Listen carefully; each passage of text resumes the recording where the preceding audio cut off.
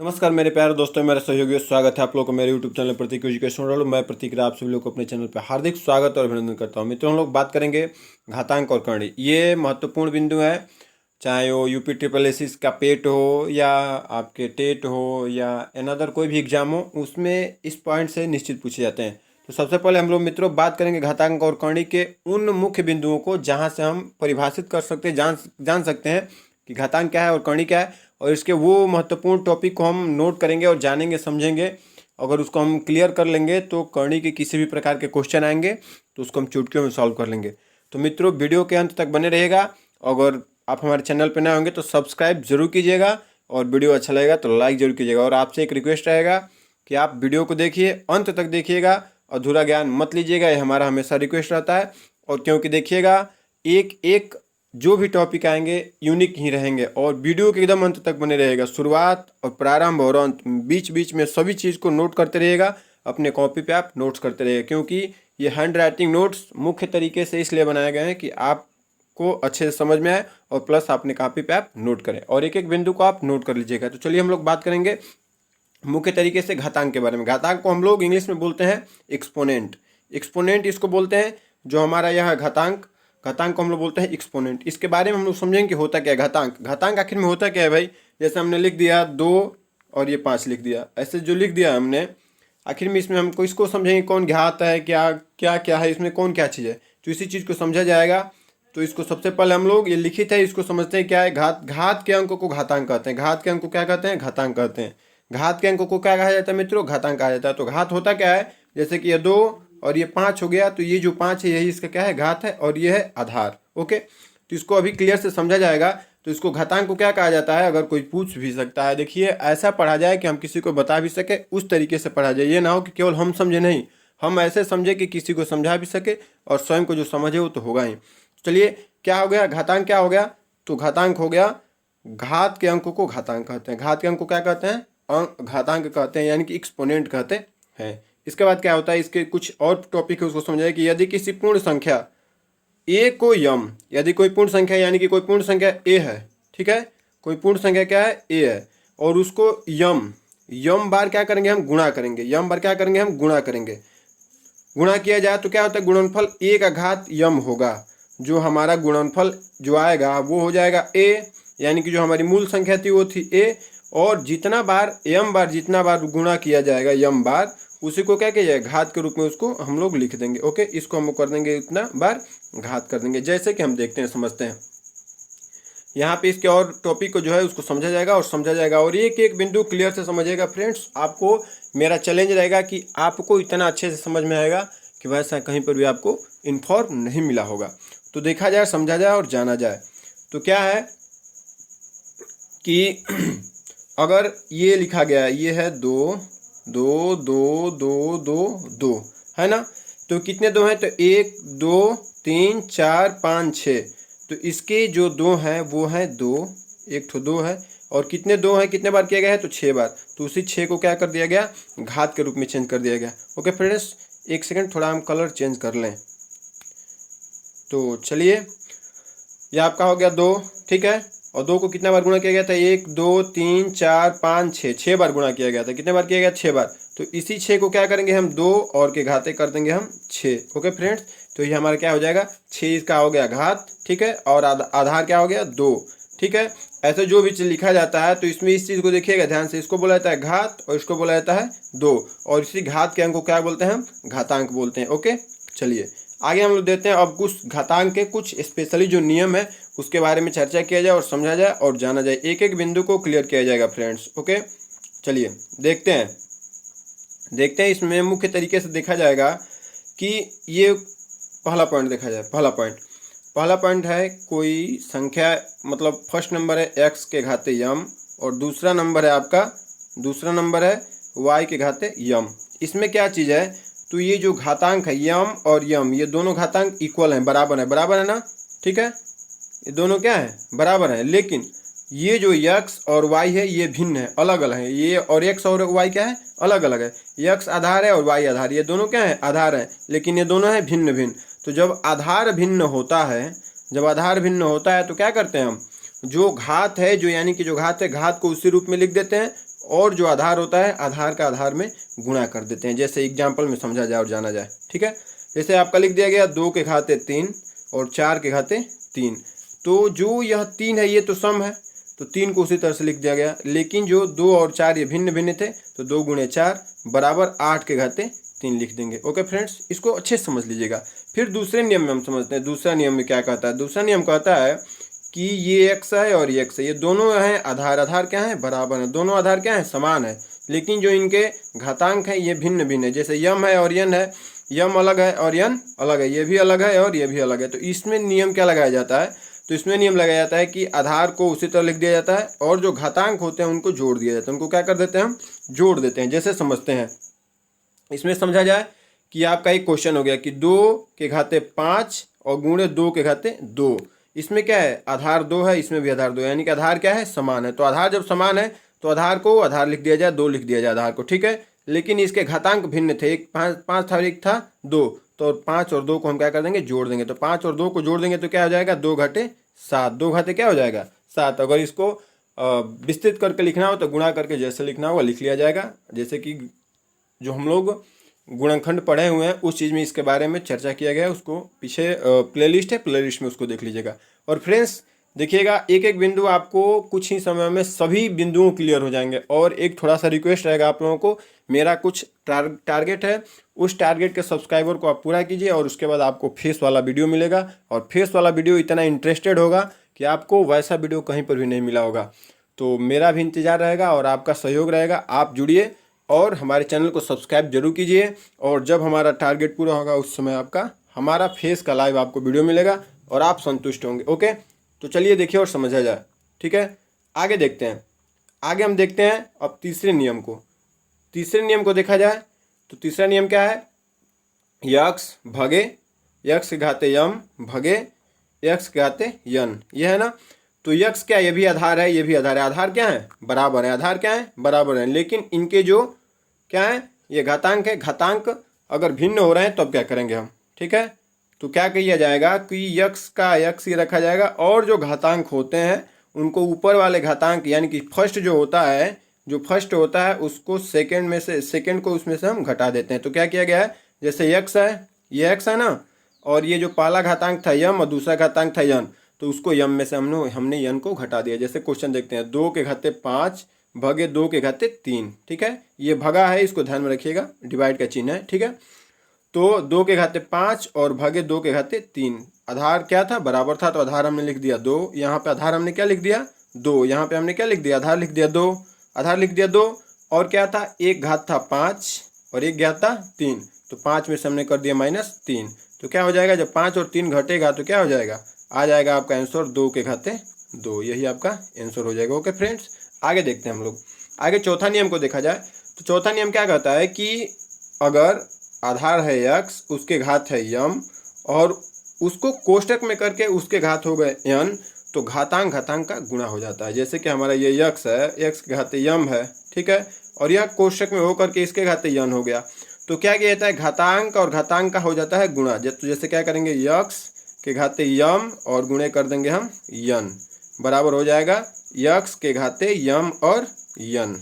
Okay, x के घाते यम और यन, जैसे कि इसमें अब दिखाया गया है कि यक्स के घाते यम गुणे यन हो गया, यानी कि यक्स के घाते यम यन हो जाएगा। ओके, आगे देखते हैं हम लोग क्वेश्चन देखते हैं कि 2, ये हो गया 2, ठीक है, इसके घाते 4 और कोष्टक बंद और उसके घाते 3, तो गुणा हो जाएगा, तो 2 के घाते 4 और गुणे 3 हो जाएगा ना, तो क्या हो जाएगा 2 के घाते हो जाएगा 12, यही आपका हो जाएगा आंसर। ओके, आगे देखते हैं हम लोग।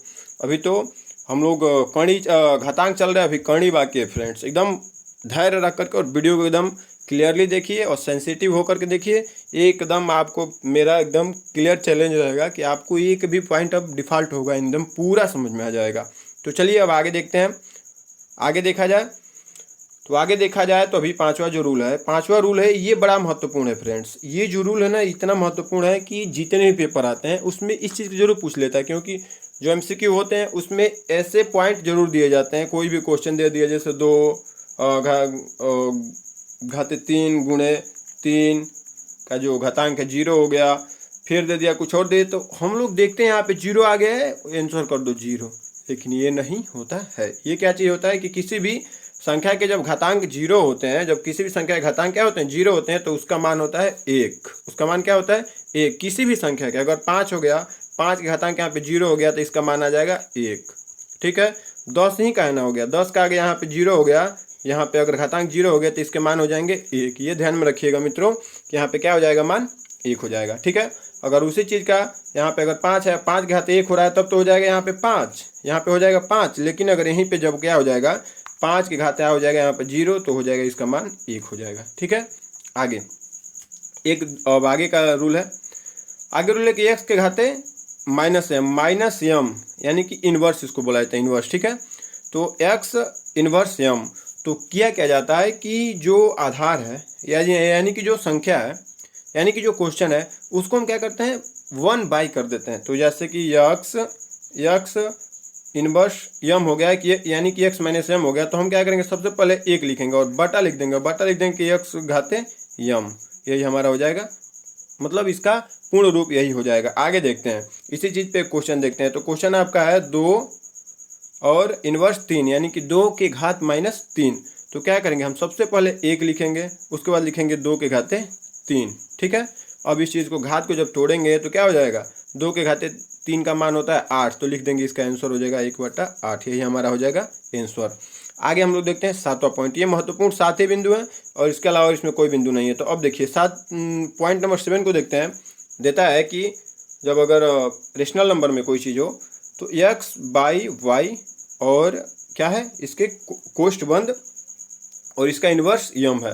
इन्वर्स क्या है, यम, यानी कि x/y इन्वर्स यम दे दिया।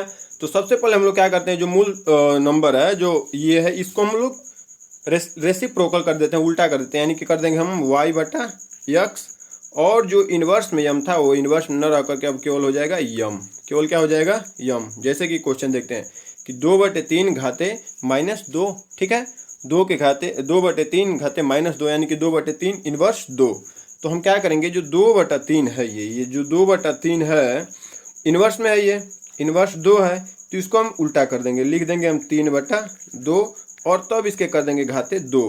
तो इसको चेंज करेंगे, 3 के घाते 2 होगा तो 3 के घाते 2 होगा तो क्या हो जाएगा 9, और 2 के घाते 2 होगा तो 2 के घाते हो जाएगा 4, यानी कि आंसर इसका जाएगा 9/4, जैसे कि ये दिया गया है। ठीक है, ठीक है। और इस चीज़ को देखिए फ्रेंड्स, ये जो एग्जाम्पल दिखाए गए हैं ना, ये सभी चीज़, ये जो एग्जाम्पल दिखाए गए इसको भी नोट कर लीजिएगा और फिर उसके बाद एक्सरसाइज किया जाएगा। अगला जो वीडियो आएगा उसमें केवल सॉल्यूशन रहेंगे, क्वेश्चन रहेंगे और विभिन्न प्रतियोगी परीक्षाओं में पूछे गए क्वेश्चन रहेंगे और उसी को इसमें सॉल्यूशन किया जाएगा। ठीक है, चलिए हम लोग देखते हैं करणी यानी कि शर्ट्स के बारे में समझते हैं। ठीक है, इस चीज़ को समझा जाएगा और आपसे ये बार बार रिक्वेस्ट रहेगा, अगर आप हमारे चैनल पर नए होंगे तो सब्सक्राइब जरूर कीजिएगा और लाइक जरूर कीजिएगा।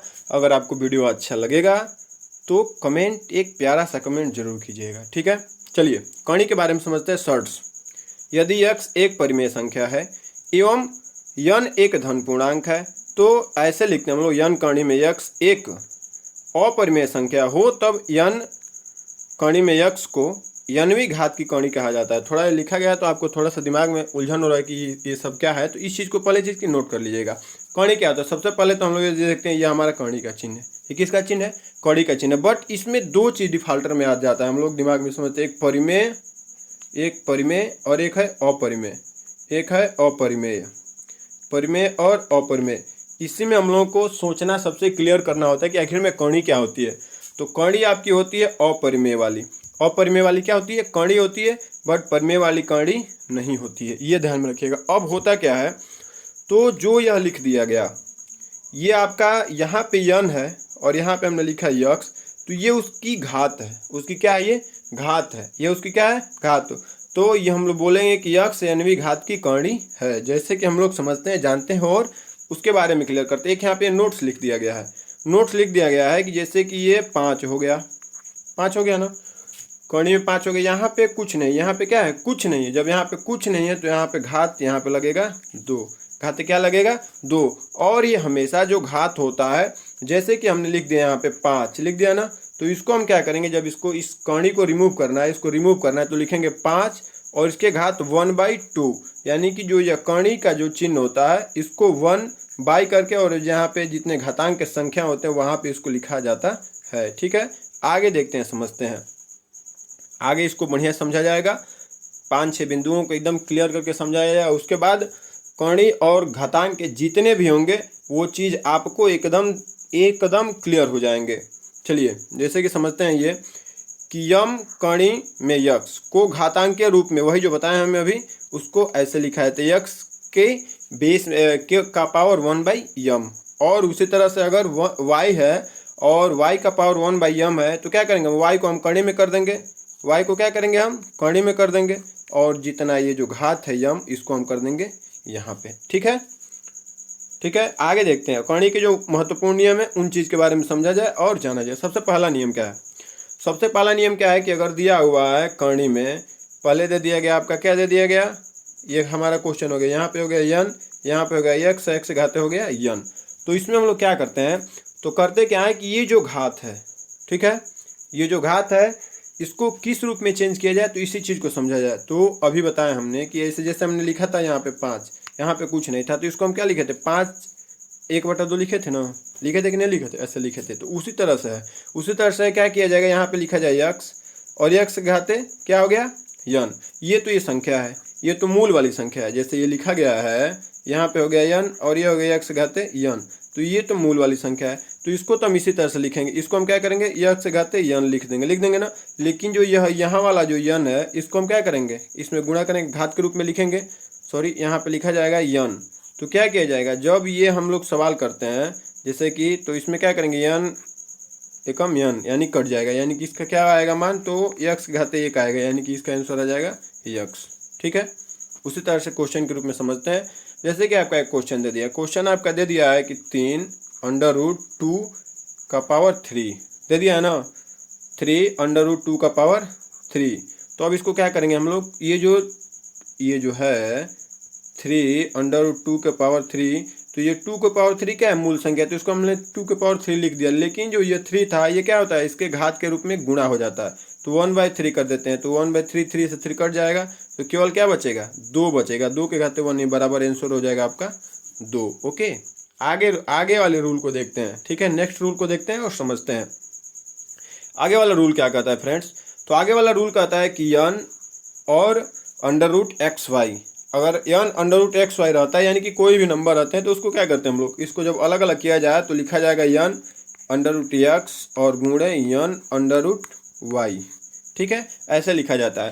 तो जब ऐसा लिखा जाता है तो इस चीज़ को समझा जाए, क्या इसको रूल हो जाएंगे। जैसे क्वेश्चन दे दिया है 3√6, तो दे दिया है तो इसको ये जो है इसको कॉमन कर लेंगे, यहाँ पे हम कर लेंगे 3। ठीक है, और 6 क्या करते हैं हम लोग, गुणनखंड करते हैं, इसको छोटे छोटे फॉर्म में चेंज करते हैं, तो 2 × 3 होता है ना। तो जो यह 2 × 3 है, तो इसको जब हम अलग अलग रूप में चेंज करेंगे तो 3 कॉमन कर लेंगे, 3 यहाँ पे लिख लेंगे √2 और गुणे 3√3।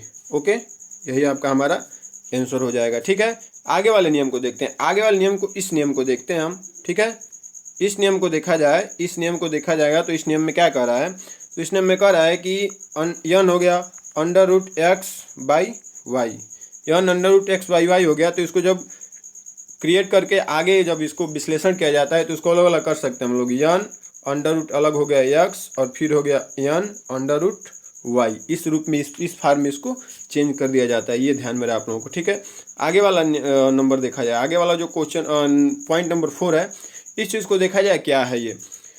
तो ये क्या है, तो ये क्वेश्चन बता रहा है, आपका नियम बता रहा है कि ये हो गया यन √ हो गया x और इसके पावर हो गए यम, इसके पावर क्या हो गए यम। तो जब इसके पावर यम हो गए तो इसमें बताता है ये कि ये करेगा, ये जो यम है, ये जो इसके घात हुए हैं तो ये हो जाएगा यक्स और ये यम आ जाएगा यक्स के घात के रूप में। ओके फ्रेंड्स, ये ध्यान में रखिएगा। जैसे कि क्वेश्चन देखते हैं हम लोग, ये आपका क्वेश्चन हो गया। ठीक है, क्वेश्चन आपका हो गया 3√5 का कोष्टक में पावर 2, तो ये जो पावर 2 आ जाएगा इस कर्ण के जो मूल अंक है उसके पावर में आ जाएगा। कैसे, तो ये हो गया 3√5 और 5 के पावर 2 हो गया। ठीक है फ्रेंड्स, इसको इस तरह से लिखा जाएगा, ये ध्यान में रहे आपका। ठीक है, ओके, समझ में आ रहा है ना। आगे देखते हैं, आगे पाँचवें नंबर पॉइंट को देखते हैं। तो 5वां नंबर पॉइंट ये है यम अंडर रूट यन, सॉरी यम, ये अंडर रूट में यम है, फिर उसमें अंडर रूट है यन का यक्स है। तो क्या किया जाएगा, ये भी इसके घातांकीय अंक हैं और ये भी इसके घातांकीय अंक है, यानी कि यम और यन घातांकीय अंक हैं, तो इनको कर दिया जाएगा गुणा। यम और यन को क्या कर दिया जाएगा गुणा, और इसके मूल संख्या क्या था, तो यक्स था, तो इसको लिखा जाएगा, क्या लिखा जाएगा, यम और यन और मूल संख्या यक्स। ठीक है, ये हो गया। जैसे कि आगे क्वेश्चन में एक हम देखते हैं कि जैसे कि 3 हो गया, अंडर रूट हो गया, फिर अंडर रूट यहाँ पे 5 हो गया और इसका ये मूल संख्या हो गया 7।